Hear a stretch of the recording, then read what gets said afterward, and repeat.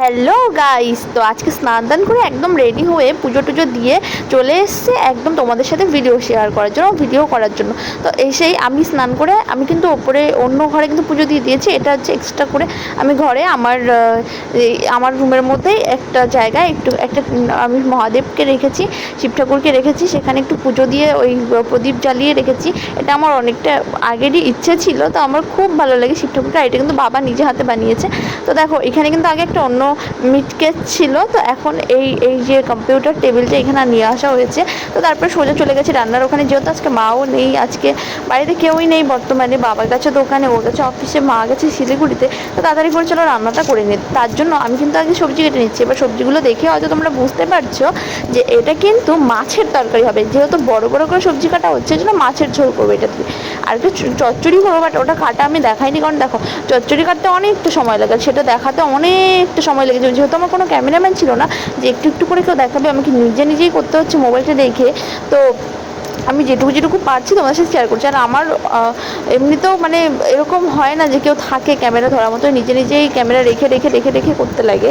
তো দেখো আলু, বেগুন আর কোয়াশ কেটে নিচ্ছে। আমি আজকে কোয়াশ দিয়ে মাছের তরকারি করবো। তোমাদের কাছে কেমন লাগে জানি না, বাট আমার কাছে বা আমাদের ফ্যামিলির সবারই কিন্তু মাছের তরকারিতে কোয়াশ খুব ভালো লাগে। আমার তো দারুণ লাগে। আর হচ্ছে আজকে মাছের মাথা দিয়ে করবো চচ্চড়ি। একটুখানি মাছের মাথা ছিল, বেশি না, একটু ছিল। আর একটু হলে খুব বেশি ভালো হতো, কিন্তু কী করবো বলো, একটুই ছিল। এদিকে দেখো পেঁয়াজ, লঙ্কা, চচ্চড়ি, মাছের তরকারি সব কেটে নিয়েছি কিন্তু আমি। তারপরে এই যেদিকে দেখো কালকের রাতের একটু তরকারি ছিল, আজকের যে তরকারি ছিল ওটা আমি খাইনি। কোয়াশ আলু দিয়ে রুটির তরকারি ছিল। তো আমার কাছে কালকের তরকারিটা খুব ভালো লেগেছিলো, ওই জন্য ওই তরকারিটা দিয়ে আমি খাবো। দিয়ে কিন্তু আমি ভাতও বসিয়ে দিয়েছি। আর দেখো এখন কিন্তু এত কিছু করতে করতে আমি সকাল থেকে কিন্তু কিচ্ছু খাইনি। পুজো আজকে সোমবার, পুজো দিয়েছি বলে সোমবারে এমনি দিন রোজ দিনই পুজো দিই, কিন্তু সোমবারে পুজোটা একটু না খাই দেওয়ারই চেষ্টা করি। যেহেতু আগে নিরামিষ খেতাম, বাট এখানে আসার পরে এখন অত একটা হয় না নিরামিষ খাওয়া।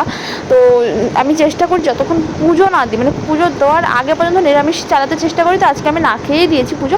এদিকে দেখো তোমার সাথে কথা বলতে বলতে কিন্তু আমার খাওয়া হয়ে গেছে, ভাতও হয়ে গেছে, কিন্তু মাছগুলো মাখিয়ে তেলও দিয়ে দিয়েছি। মাছগুলো ভাজা হয়ে যাচ্ছে, ওদিকে ভাজা হচ্ছে। এদিকে আমি আরেকটা কড়াইতে জিরা আর হচ্ছে রাঁধুনি দিয়ে তারপরে সবজি, তারপরে লঙ্কা টঙ্কা দিয়ে দিলাম। এটা কিন্তু মাছের তরকারি করবো। তোমরা কে কে রাঁধুনি সোমবার দিয়ে রান্না করে সেটা তোমরা কমেন্টে জানিও। আমি কিন্তু আগে করতাম না, বাট এখানে আসার পরে আমার শাশুড়ি মায়ের কাছ থেকে শুনেছি, বাট ভালো লাগে আমার কাছে, খুব সেন্টটা খুব ভালো লাগে। তারপরে দেখো লবণ হলুদ কিন্তু আমি দিয়ে দিলাম, দিয়ে একটু কষিয়ে নিচ্ছি। আর আমি যেহেতু তারপরে বলছি, দাঁড়াও 1 মিনিট, আগে মাছটা তোমরা দেখে নাও। এক পাশ কিন্তু ভাজা হয়ে গেছে, আরেক পাশ উল্টে নিচ্ছি। আর আমি যেহেতু মানে ধনিয়ার গুঁড়ো খুব খুব খুব বেশি পছন্দ করি, তোমরা সবাই জানো যারা যারা রেগুলার আমার ভিডিও দেখো। তো আমি এই জন্য মাছের তরকারিতে একটু বেশি ধনিয়ার গুঁড়া দিই। আর এদিকে দেখো মাছের মাথাটা যখন ভাজা হচ্ছে, ওই তেলেই ওখানে আমি কালো জিরা আর পেঁয়াজটা দিয়ে একটু ভাজাভাজি করে নিচ্ছি। আর মাছটা আমি কিন্তু এই ছোটো একটা মাছ, তো এইখানেই একটুখানি খুন্তি দিয়ে ভেঙে চেড়ে নেবো, কারণ যেহেতু এটা মাছের চচ্চড়ি হবে। তোমরা কে কে এইভাবে করো অবশ্যই কমেন্টে জানিও। কিন্তু আগে করতাম না, আগে হচ্ছে হ্যাম্বল দিস তাবো যাই বলো, সব কিছুর মধ্যে থেতো করে নিতাম। তো এখন দেখো আবার এই যে ইসেগুলা চচ্চড়ির, যে সবাই জানো চচ্চড়ি কী কী সবজি দিয়ে করে, সব রকমের সবজি দিয়ে করা যায়। তো আমি আজকে শুধু আলু, বেগুন আর কুন্দুরি দিয়েছি। তোমরা কিন্তু কুন্দুরিটা দিতে পারো, কুন্দুরিটা কিন্তু চচ্চড়ির মধ্যে হ্যাপি টেস্ট লাগে। মাছের মাথা দিয়ে করলে তো দারুণ। তোমরা এটা চেনো কি না, যদি না চেনো কমেন্টে জানিও কুন্দুরি, তাহলে আমি তোমাদেরকে সেটা ভিডিওতে দেখিয়ে দিব। তারপরে দেখো হলুদ দিয়ে দিলাম, লবণ দিয়ে দিচ্ছি, দিয়ে একটু নাড়াচাড়া করে নিচ্ছি। লবণ আমি পরিমাণ মতো দিচ্ছি, তোমরাও তোমাদের হিসাব মতো দিয়ে দেবে। দেখো আমি কিন্তু আজকে অত পই করে রান্না কিন্তু দেখাচ্ছি না, আজকে কিন্তু আমি ব্লগ করছি, তারপরেও একটু দেখিয়ে দিচ্ছি তোমাদের সাথে। তারপরে দেখো ধনিয়ার গুঁড়ো দিচ্ছি, হালকা দিব, এটার মধ্যে খুব একটা বেশি দিব না, যেহেতু এটা মাছের চচ্চড়ি। এটা তো খুব বেশি দিলে ভালো লাগবে না, তেতো হয়ে যাবে। তারপরে দেখো খুব কিন্তু সহজ একটা রেসিপি। এখানে একটুখানি সামান্য একটু জল দিয়ে দিচ্ছি, কারণ আমার মনে হচ্ছে একটু জল দিলে বেশি ভালো লাগবে, একটু কাদা কাদা যেহেতু করবো।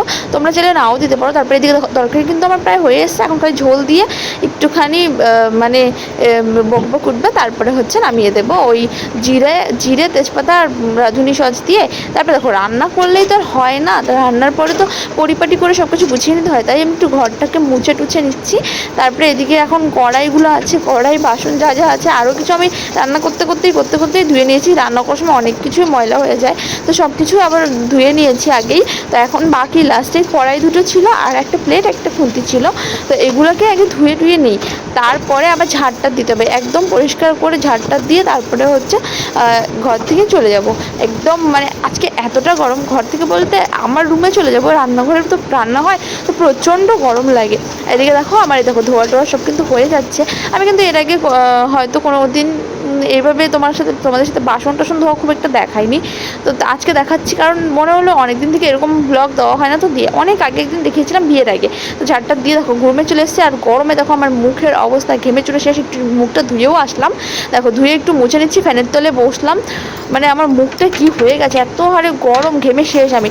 এদিকে ও কালকে একটা লস্যি নিয়ে এসেছিলো, এটা ডিপে রেখে দিয়েছিল ফ্রিজে, তো দেখো বরফ হয়ে গেছে, এটাকে এখন বের করে রাখতে হবে। দেখো জলের বোতলে বের করছি, কারণ যেহেতু গরম লাগছে, আমি ঠান্ডা জল খেতে খুব ভালোবাসি, অনেকে খায় না, আমাদের বাড়িতে কেউই সেরকম খাইতে চায় না।